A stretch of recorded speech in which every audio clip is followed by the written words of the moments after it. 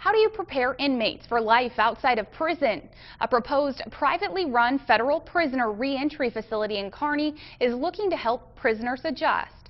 But some Kearney residents are on edge about that facility. News 5's Nathan Gogo has the story. Federal prisoners transition for life outside of bars. That's the purpose of a prisoner residential reentry center. Western Alternative Corrections has been providing that service for the past 5 years in Hastings. Now a new private company, Dismass Charities, has placed a bid for the same type of facility in Kearney. But Suzanne Brodine, Assistant City Manager of Kearney, says they've received concerns from the community about the facility. We notified them, as we do every developer that comes to town, that we strongly encourage that you speak with your neighbors, that you speak with the community about what your facility is, to be able to answer questions and to talk with the community, a new community, about what you're doing there. If awarded by the Bureau of Prisons, a grant would fund an over 7,500 square foot facility.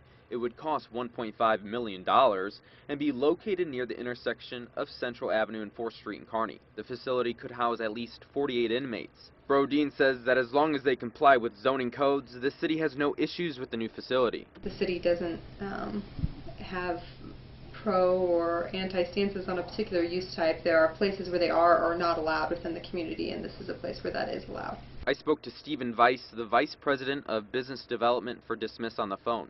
Located out of Kentucky, Weiss says that compared to what some people may think, this facility would be beneficial for the community, adding that since 2005, their residents have labored 5 million hours on 140 different community service projects. And while some local residents are uneasy, some are open to the idea. I'm not concerned. Everyone has to start their life somehow, and this would be probably the best way for them if they have guidance.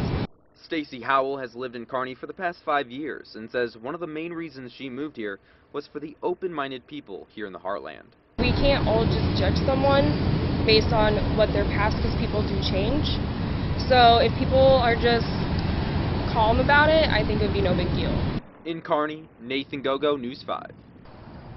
Vice says they will continue to address any issues residents have with the facility. Dismass Charities have been in business for 50 years and have 29 other similar facilities nationwide.